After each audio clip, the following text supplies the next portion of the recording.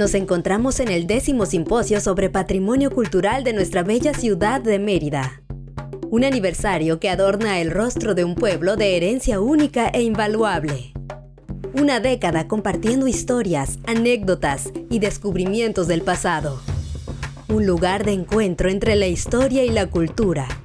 De la mano de investigadores y especialistas, dedicados al estudio de las diversas facetas que conforman la identidad de nuestra ciudad. 10 años celebrando experiencias que agregan valor a nuestro presente, rescatando recuerdos que dan sabor a cada espacio, envolviéndonos en la riqueza del tiempo para dejar una huella en el corazón. Celebremos una vez más nuestra historia, regalo de aquellos que nos precedieron e hicieron posible el tesoro de lo que es ahora nuestro pueblo, nuestra comunidad. Bienvenidos al 10º Simposio sobre Patrimonio Cultural en Mérida. Una década cambiando la percepción del patrimonio. Estimada audiencia, muy buenas noches. A nombre del Centro Universitario Interamericano, la Asociación Civil Chimbalcasha C y del Ayuntamiento de Mérida, les damos la más cordial bienvenida y agradecemos su presencia a esta transmisión de la 10ª edición del Simposio sobre Patrimonio Cultural en Mérida, que en esta ocasión lleva por título Una década cambiando la percepción del patrimonio.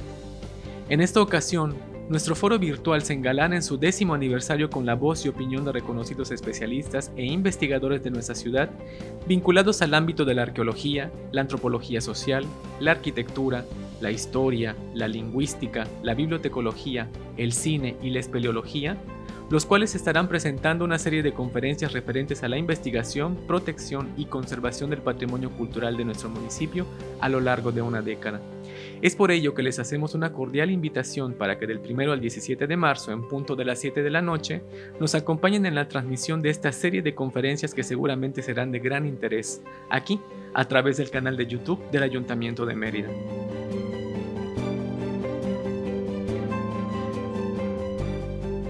A continuación recibiremos a la maestra Candy Guadalupe Ruiz González. Ella es antropóloga social, bibliotecóloga y técnico en conservación de material gráfico y bibliográfico, así como documental, fundadora del Fondo Audiovisual de la Biblioteca Yucatanense, curadora de exposiciones sobre fotografía histórica, editora e investigadora iconográfica en diversos proyectos editoriales. Actualmente es coordinadora de documentación de bibliotecas y fonoteca de la Escuela Superior de Artes de Yucatán, y la recibiremos con la ponencia Se va, se fue. La construcción visual del deportista en Yucatán de 1930 a 1960. Bienvenida.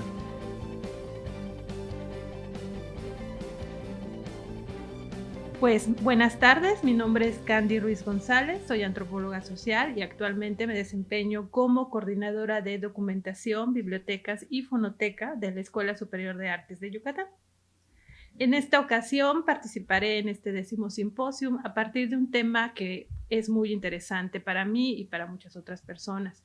Por ejemplo, me refiero al deporte en Yucatán. El título que le hemos asignado a esta presentación es Se va, se fue. La construcción visual del deportista en Yucatán de 1930 a 1960. El deporte, como muchas otras prácticas culturales, siempre se ha acompañado de otros mecanismos que permiten la circulación constante de nuevos modelos de representación visual.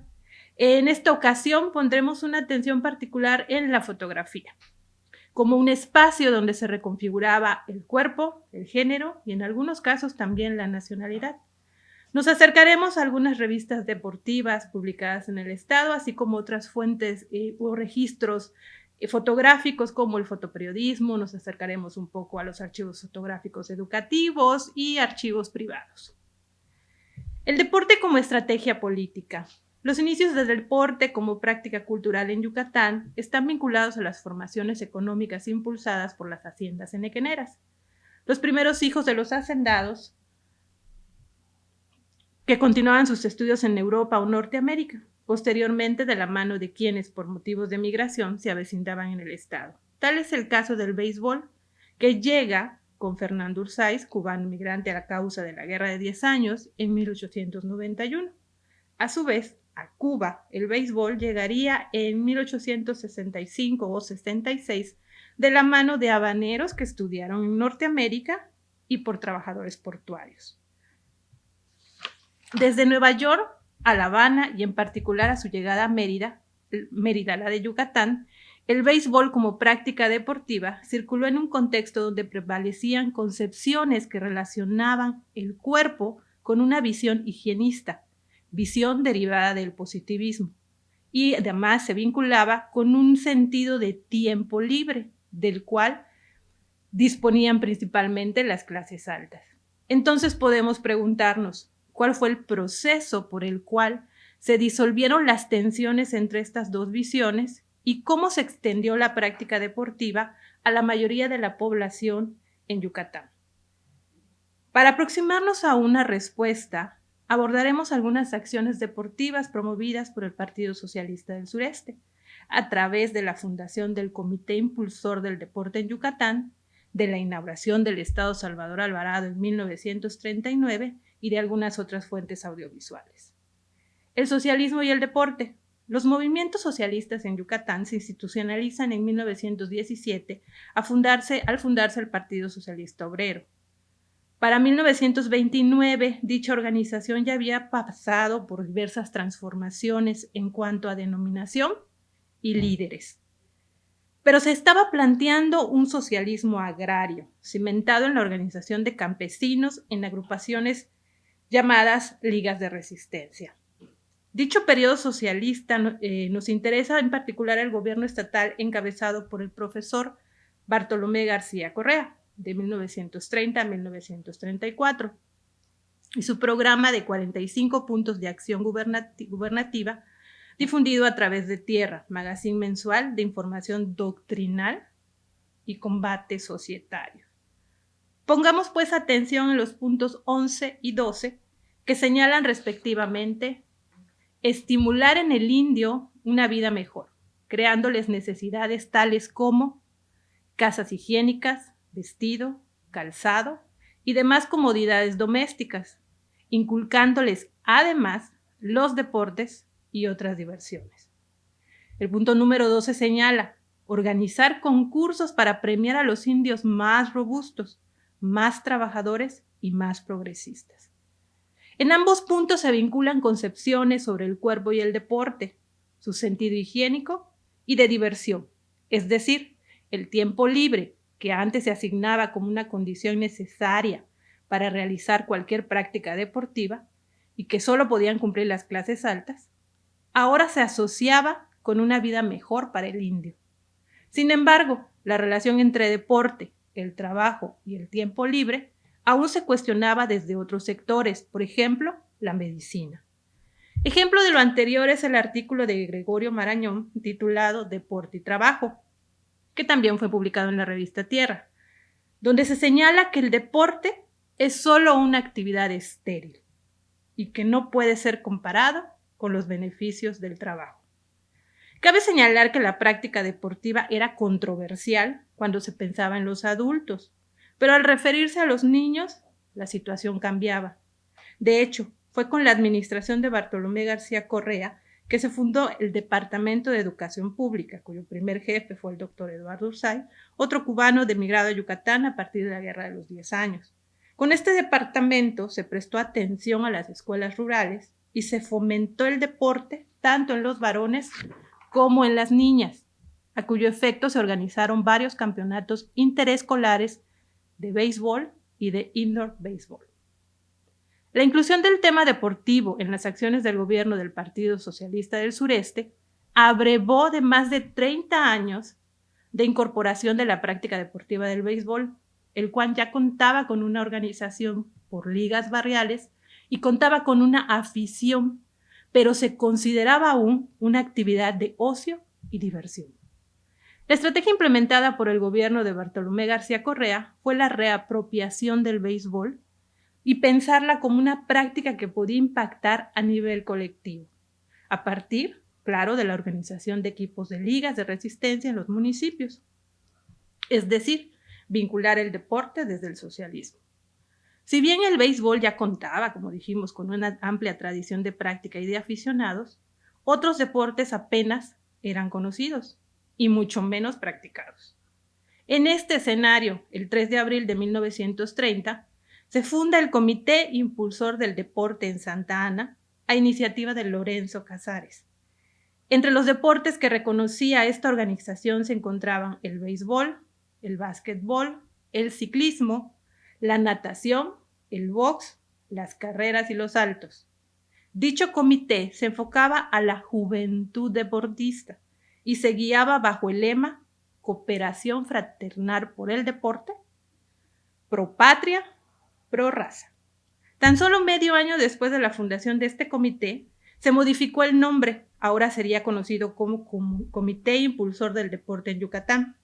Y esto se justifica dado que sus actividades desde el principio fueron enfocadas a todo el estado y que sus convocatorias eran dirigidas a todos los deportistas. De las competencias deportivas promovidas entre los deportistas, según las estadísticas que publica este informe, vamos a observar que de 1930 a 1932 pues se practicaron competencias en básquetbol, salto, béisbol, natación, ciclismo, atletismo y 13 competencias en patinaje. La importancia de este comité impulsor del deporte en Yucatán para este escenario de los años 30 del siglo pasado consiste en que estableció las bases para la configuración del mundo deportivo en el estado. Y establece esta base a partir de 4 acciones. Primera, el fomento de otras prácticas deportivas además del béisbol, como ya pudimos ver en la tabla. El establecimiento de equipos, reglamentos, competencias y registros de cada deporte generaba. Estos registros tenían forma de reseñas en periódicos o de imágenes fotográficas a partir de fotograbados. Y otro de los elementos de esta estrategia fue el uso de nuevos términos, como el deportista y el sportman.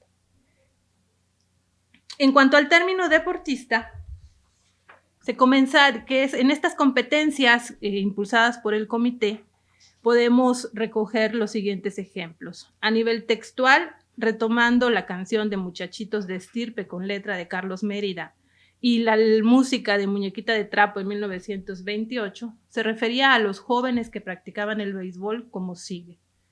Muchachitos de estirpe y de espíritu fuerte que florecen sus vidas en mi Santa Ana. En las mañanas blancas de Mérida la Hermosa, en tu siesta se van decididos al juego que gana. Añadido a esto, pero ya en 1932, de la prosa de Aníbal Gómez Vaqueiro, con motivo de la competencia en patines de Mérida Progreso, imaginemos esta competencia de Mérida Progreso en patines, la reseña o la prosa que se circula a partir de lo que impactó en los espectadores, leemos lo siguiente. Los he visto llegar. He visto llegar a la meta, ebrios de emoción, de fatiga y de triunfo, a estos mozos de esfuerzo y claro espíritu deportista, y de músculos ágiles, tenaces e incansables como abalastros. ¿Qué otro tipo de imágenes está incluyendo este informe del comité? Vamos a observar.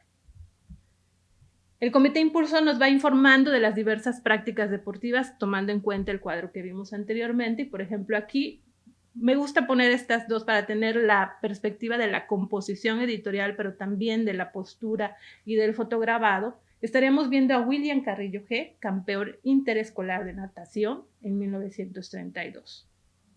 Otra fotografía, pero ya en la página 25, estaremos viendo a Ernesto Fleves Ortega, campeón senior de patinaje. Observemos la pose, la indumentaria. Ciclistas que formaron parte de la carrera olímpica de media hora en bicicleta. También otra imagen que se incluye en este reporte es Santiago Pereira, campeón ciclista senior a la derecha, y Mario Donde, campeón ciclista interescolar. También un fotograbado basó, encontramos participantes de la carrera olímpica de la media hora a pie.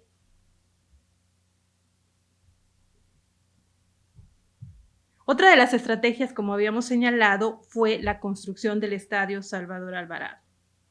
Atletas de nuestros enequenales, para retomar un término que utiliza el investigador Faulo Sánchez Novelo en la publicación que vemos aquí, ya que es un hecho fundamental que la construcción deportista del imaginario del deportista en Yucatán tiene en el año de 1939, bajo la administración del ingeniero Canto Echeverría, un momento hito. Estamos refiriéndonos a la construcción e inauguración del campo deportivo Salvador Alvarado. Este proyecto se consolida por los ingenieros Fidencio G. Márquez Jr. y Manuel Castillo Montes de Oca. Sus innovaciones no solo se encontraban en las dimensiones totales de este espacio, sino en la distribución de los stands para diversos deportes. Incluía una pista de carreras de 400 metros inspirada en la del Estadio de Berlín, utilizado para las Olimpiadas de 1936, una cancha de tenis, de frontón, de básquetbol y una que compartía béisbol y fútbol. También incluyó una alberca olímpica con una plataforma de clavados, trampolines de 3, 5 y 10 metros. De manera paralela a la construcción del campo deportivo, se inició esta construcción de los atletas de los Enequenales. Para ello, la Dirección de la Educación Física, encabezados por Alberto Palacios, estableció promotores deportivos, dividió la geografía del estado, elaboró y distribuyó de manera gratuita el primer reglamento deportivo de atletismo, pista y campo para mujeres y hombres. Y esto fue pensado expresamente para la realización de los primeros Juegos Deportivos Peninsulares auspiciados por el gobierno del estado del 1 al 5 de febrero. Estos Juegos son los que abren, los que inauguran este estadio Salvador Alvarado. Los atletas de los Enequenales cambiarían los campos por una pista de 400 metros, competirían en una práctica deportiva que hasta 1938 les era en buena medida ajena a su vida cotidiana. Pruebas de lanzamiento de bala, de disco, de martillos, de jabalina, de garrocha, carrera con obstáculos, maratón y pruebas de 100 hasta 1000 metros. La enseñanza se reducía a técnicas rudimentarias para pista y campo, y todo esto se apoyaba del establecido y recién establecido reglamento que ya dijimos, también se distribuyó en todo el estado. Además de que la noticia de la construcción y la inauguración circuló en medios locales, el gobierno del estado no dejó de pasar la ocasión para hacer grabaciones de escenas, hacer una producción audiovisual, nada menos que de la mano de Gabriel Figueroa y la voz de Ricardo El Bate López Méndez. En la diapositiva que en este momento nos encontramos viendo, se incluye una imagen de la Fototeca Pedro Guerra tomada expresamente del libro que vemos también al lado. Aquí es importante que esta imagen, en el clip que vamos a ver a continuación, ustedes van a poder ver la imagen en movimiento. Va a ser muy interesante el momento de la grabación. Tenemos en este momento el registro fijo y más adelante podremos ver el registro en movimiento. El video que vamos a ver es una pieza que se encuentra resguardada en la Filmoteca de la UNAM, que nosotros tuvimos acceso a través del portal deportivo de Mapesport, del cronista y periodista Mario Peniche, y se encuentra disponible en YouTube. Es aproximadamente unos 15 minutos. En este momento solo veremos un fragmento del inicio y un fragmento del final, precisamente donde vamos a poder ver esa plataforma de clavados, trampolines de 5 o 10 metros, y bueno, queda ahí para que ustedes puedan disfrutar estos 15 minutos. Cabe señalar que esta pieza también ya fue puesta hace unos años en el Centro Cultural Olimpo por la investigadora Victoria Novello, quien ella se preocupó dentro de sus investigaciones poder recuperar fuentes audiovisuales y sonoras, sobre todo el cine, para ver cómo se estaban configurando identidades locales. Pues les dejo en este momento un breve extracto de esta pieza que resguarda la Filmoteca de la UNAM.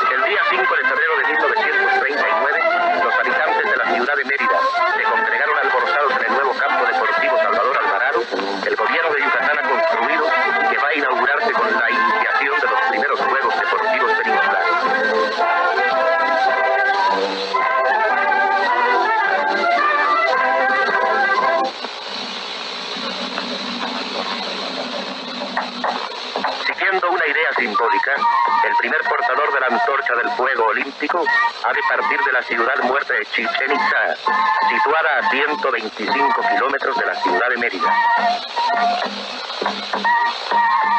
Al amanecer, los atletas mayas se congregan en el antiguo juego de pelota de sus antepasados y allí el corredor recibe la antorcha para ir a encenderla en el ara del fuego sagrado que guardan en evocadora alegoría descendientes de las textales de hace más de 2000 años.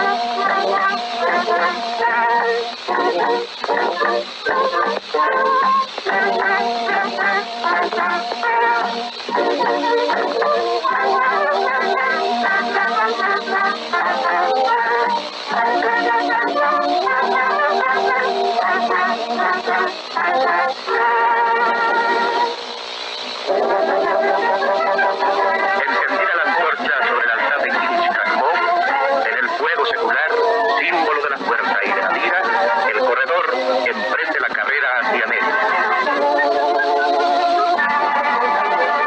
La carrera sigue desarrollándose, cambiando la antorcha de uno a otro corredor.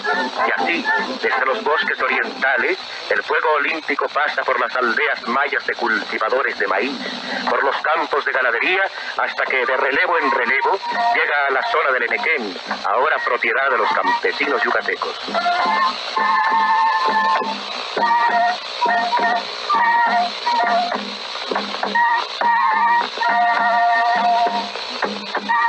Vemos cómo en la plaza del pueblo de Joctún, el corredor entrega la antorcha a otro corredor.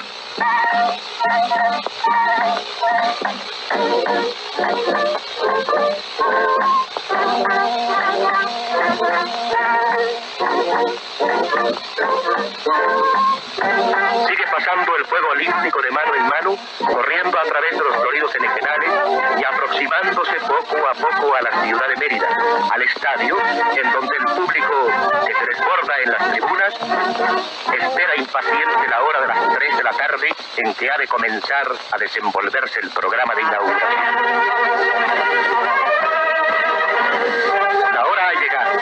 El gobernador del estado, ingeniero Humberto Canto Echeverri, acompañado del señor general Josué M. Denis, comandante de zona militar, del señor general Gustavo Arévalo, representante del señor presidente de la República, del alcalde municipal de la ciudad de Mérida, licenciado Pasos Peniche, funcionarios de la Federación y del Estado. Enseguida vienen los clavadistas, que toman en la altura del trampolín la forma escultural que precede al salto. Y la cámara sigue los ágiles movimientos de los clavadistas en su trayectoria por el aire hasta que desaparecen en el aire.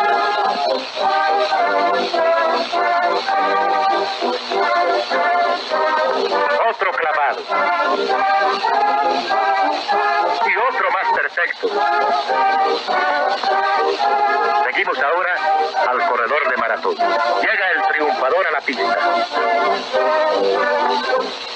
El público se entusiasma en las tribunas, premia con sus aplausos al triunfador. Después de 5 días de entusiasmo y de noble estímulo al deporte, el gobernador clausura los primeros Juegos Deportivos Peninsulares.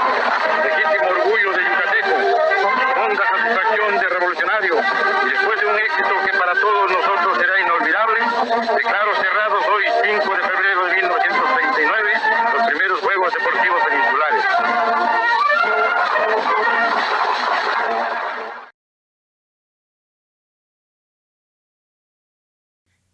Revistas deportivas ilustradas. Como ya señalé, la estrategia de la construcción del deportista en Yucatán pues también incluía esta inauguración del Estadio Salvador Alvarado, pero le prosiguió una serie de competencias atléticas y posteriormente la circulación de diversas publicaciones deportivas en Yucatán. Antes de ir abordando alguna de estas publicaciones deportivas, quiero detenerme un poco a cómo la imagen fotográfica se insertó en la producción editorial en Yucatán a inicios del siglo XX. Para todos es familiar que la relación de la sociedad con la fotografía, la cual se puede explorar a partir de la diáspora de retratos, fotógrafos y estudios ubicados tanto en la ciudad de Mérida como en el interior del estado. Sin embargo, dejar atrás la circulación de la fotografía reducida al ámbito de lo privado y dar paso al nuevo escenario de lo público mediante la inserción de fotografías en periódicos y revistas, debe mucho a las tecnologías del finales del siglo XIX, como la impresión en medio tono y las prensas de rotograbado, mismas que se popularizan en Yucatán hasta la segunda década del siglo XX.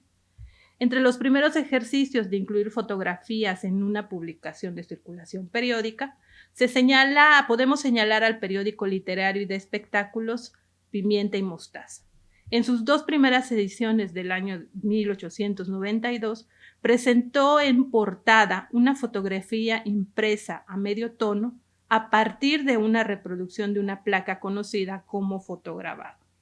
Sin embargo, pasaron meses sin que tuviéramos alguna imagen en fotograbado circulando en esta edición, y fue hasta el mes de octubre de ese mismo año que reaparece de nueva cuenta en portada una fotografía.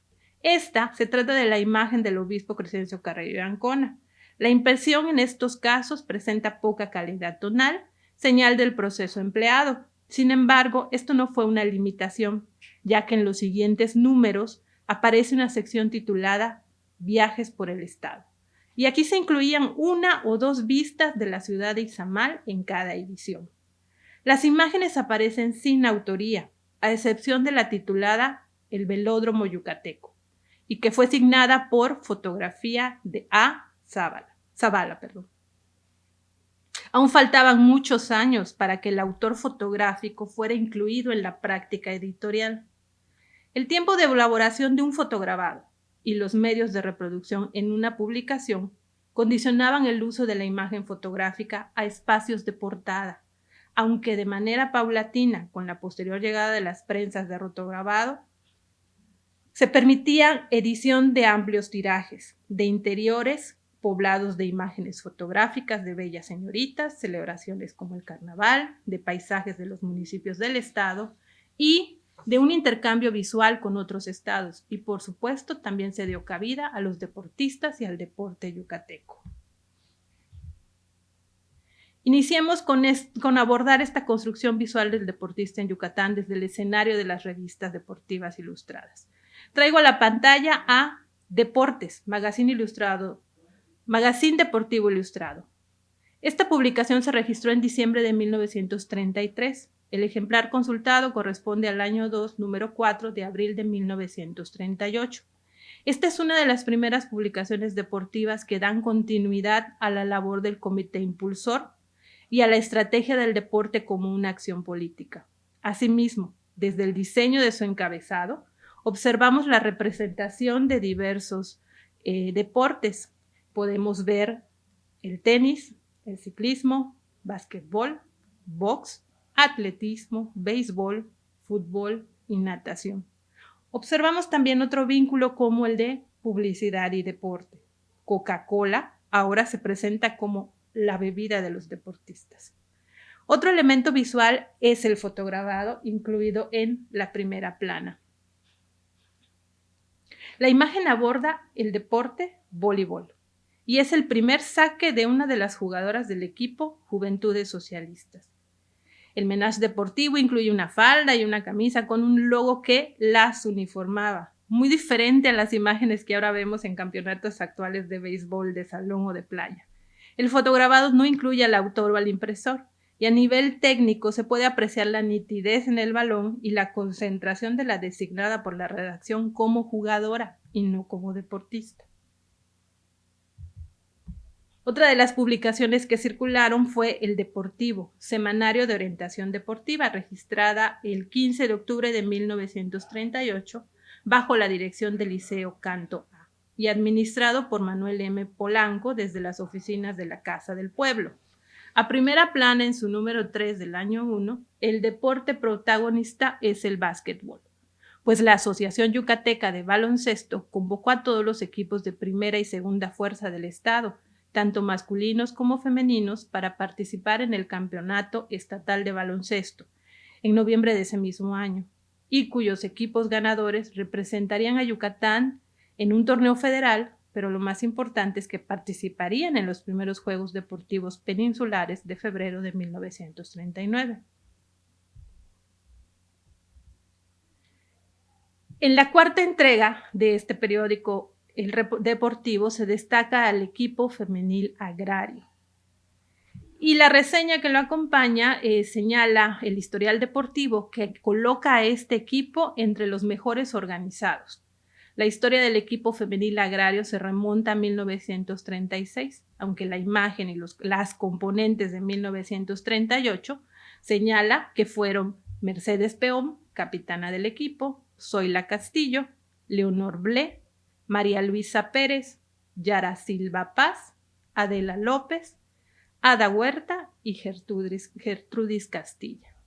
El representante del equipo es el señor José María Peón Zapata y Eliseo Canto Anduesa, el entrenador. Asumimos que es quien aparece en la imagen y sí, efectivamente, él mismo era el director del deportivo. Otra de las revistas que traigo es la Semana Deportiva, Alma Sana en Cuerpo Sano. La Semana Deportiva se registró el 8 de diciembre de 1938 y era un semanario dirigido por Fox Amaro y al cual se incorporaron corresponsables de México, de Estados Unidos y de otras ciudades de la península, así como del interior del estado. La Semana Deportiva incorporó a la escena deportiva la figura del cronista deportivo. Esto es muy importante ya que no había estado apareciendo en otras publicaciones. El ejemplar consultado que tenemos aquí es del 22 de febrero de 1939 y se lee una crónica escrita por Bachiller. Ustedes pueden ver la imagen precisamente de dos basquetbolistas posando y la crónica la redacta Bachiller. Y efectivamente esta publicación circuló el mismo día de la inauguración del Estadio Salvador Alvarado. La Semana Deportiva continuó sus publicaciones y todavía encontramos ejemplares en 1942. El número que observamos en pantalla es el del 30 de octubre. A primera plana vamos a leer la historia de Pancho Moguel, deportista que fue envenenado misteriosamente. Y en otra nota al interior, ellos están celebrando sus 5 años de existencia y ellos mismos en esta nota señalan 5 años de incansable y tesonera labor en pro de los deportes. Efectivamente, a una década del informe impulsor del deporte en Yucatán, se mantenían similitudes discursivas a nivel textual, pero también a nivel visual sí vamos a estar observando cambios. Ya no están los jugadores posando en estudios, ahora vemos escenarios al aire libre y precisamente en canchas o campos deportivos empezamos a ver esta mutación de escenarios para presentar al deportista. Aún se mantienen imágenes donde no es la acción deportiva. Obviamente, para ir capturando ese tipo de imágenes tiene que ir aparejado de la parte tecnológica de lo que te ofrecían los equipos fotográficos. Además de la circulación de revistas o periódicos deportivos ilustrados, otro de los binomios que nos van a ayudar a pensar en la construcción visual del deportista en Yucatán es el de educación y deporte. Existen muchas relaciones a nivel visual entre la educación y el deporte, pero vamos a señalar la existencia de ciertos archivos fotográficos que han sido legados o se encuentran en este momento en archivos públicos que pueden ser consultados. En específico me quiero referir al archivo o a la colección fotográfica de la Escuela Secundaria Carlos Marx, que se encuentra en Progreso, Yucatán. Esta es una imagen cerca del año de 1940 donde vemos un equipo de básquetbol. Otra de las prácticas deportivas que se encontraban fomentando en esta escuela era el ciclismo. Esta es una imagen aproximadamente de 1945. También nuevamente un equipo de básquetbol, pero ya para 1945. Lo importante de este archivo es que nos va a permitir retomar algunas ideas, por ejemplo, la idea del club, del fomento deportivo y la institucionalidad de prácticas deportivas entre los estudiantes y regulada también desde la figura de un reglamento. Vamos a ver imágenes, como ya dijimos, de ciclismo, de atletismo, de básquetbol.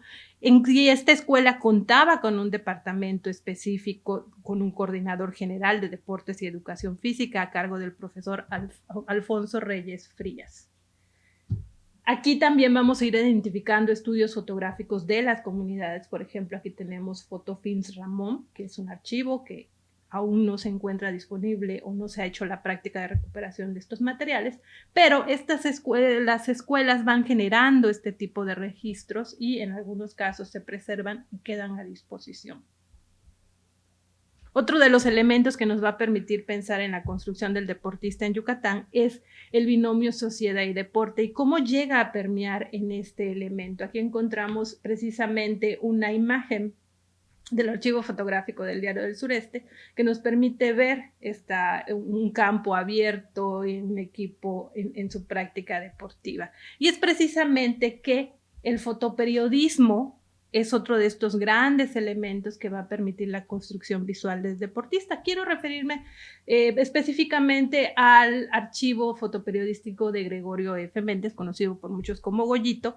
Él deja importantes testimonios visuales. Él se desempeña en sus inicios como laboratorista en el estudio fotográfico de Raúl Cámara, ubicado a un costado del Teatro Peón Contreras en ese momento. Él fue un fotógrafo de prensa que recorrió infinidad de veces el estado y acumuló un rico archivo fotográfico en el que se pueden ver imágenes de diversa índole, sobre todo las que se publicaron en prensa, pero también se encuentran otros aspectos artísticos que quien tenga interés en explorar su archivo va a poder ir conociendo. Otro de los elementos a nivel fotoperiodístico que permitía dar muestra de todo ese panorama de las prácticas deportivas es el collage, como podemos ver aquí.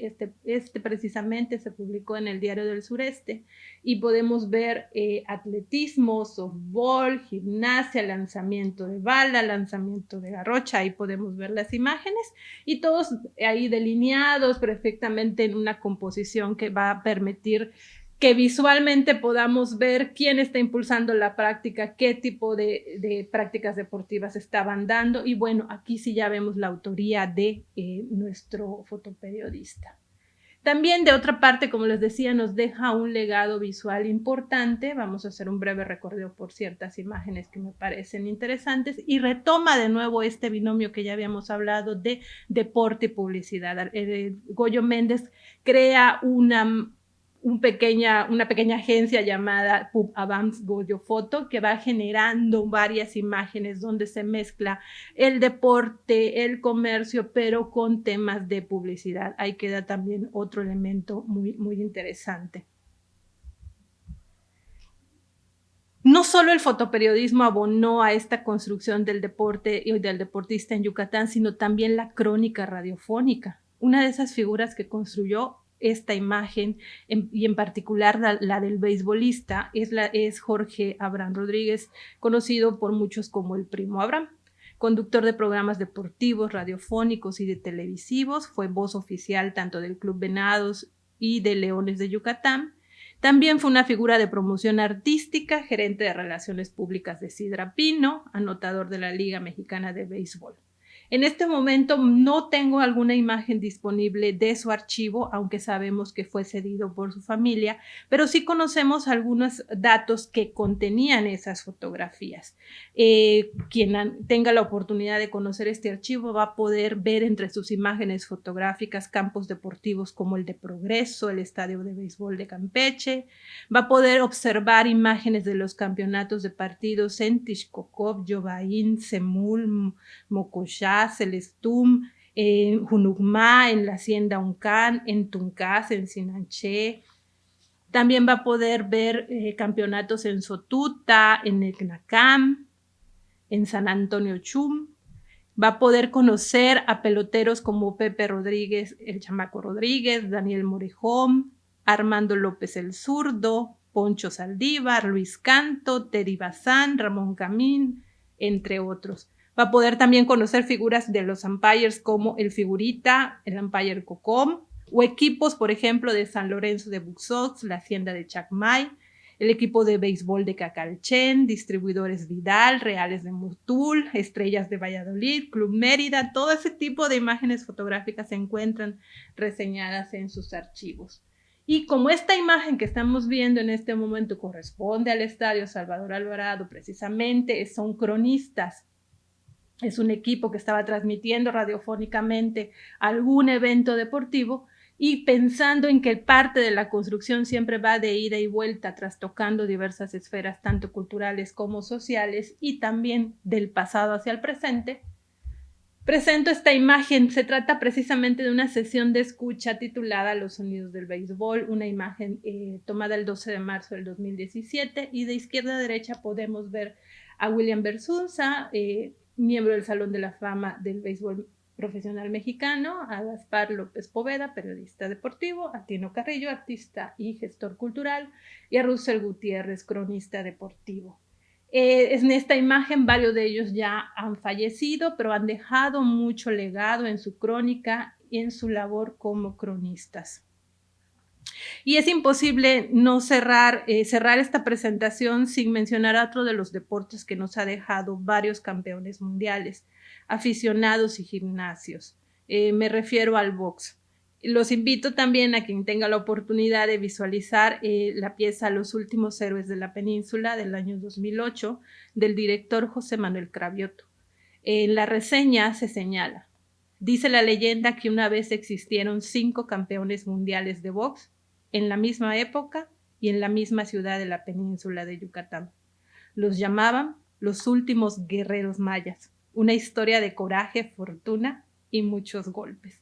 Recordemos cómo se publicitaba, cómo fue esa imagen, ese clip presentado de la mano de Gabriel Figueroa con la voz de López Méndez, que también hablaba de estos guerreros mayas, de estos atletas de los enequenales, y posteriormente, cuando ustedes vean Los últimos héroes de la península, vamos a pensar que siguen existiendo paralelismos en cómo se construye, en cómo se narra, en cómo se presenta la figura del deportista y del deporte en Yucatán. En estas imágenes que hemos visto recorriendo las páginas o recorriendo estas pantallas, vemos imágenes que van transicionando de una imagen fija a escenarios ya de campo abierto.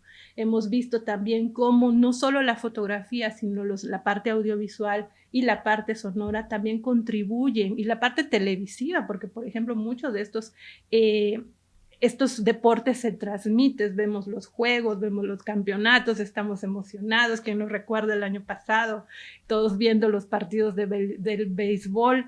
Y bueno, es parte de todas estas fuentes, tanto impresas como audiovisuales, que se encuentran no específicamente en un archivo, que se encuentran sí en diversos archivos. Y aquí yo lo que he presentado viene de 2 archivos muy particulares, del Fondo Audiovisual de la Biblioteca Yucatanense y de su fondo reservado a algunas otras fuentes ya públicas. Y pensemos dónde se encuentran todos estos registros de todos estos deportistas, de todos estos clubes, dónde se encuentran, quién los está gestionando, quién está narrando el resto de la historia del deporte y de las y los deportistas en Yucatán, tanto del siglo pasado como del presente. Pensemos dónde se está preservando y se brinda acceso a los registros documentales, fotográficos y audiovisuales de los deportistas yucatecos, dónde se revaloran las figuras de equipos, clubes, entrenadores, promotores, aficionados, mascotas, investigadores, cronistas y periodistas yucatecos. ¿Cómo podemos preservar el patrimonio documental y fotográfico del deporte de ayer y de hoy en esta península?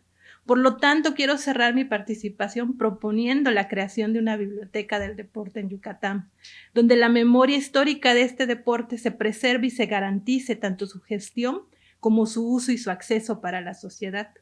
Convoco a los deportistas que han transitado al camino de la política, que ya hemos visto que no es nuevo, a los sectores públicos responsables de preservar el patrimonio documental, aquellos que administran también el deporte, asociaciones y a dueños de equipos que siguen dando estrellas al cielo yucateco y a quienes financian estadios. Invito a que invirtamos en el futuro, en la memoria documental, para cimentar una sociedad plural, igualitaria y creativa. Propongo y convoquemos para seguir narrando la historia del deporte y de los deportistas en Yucatán. Les agradezco mucho su atención.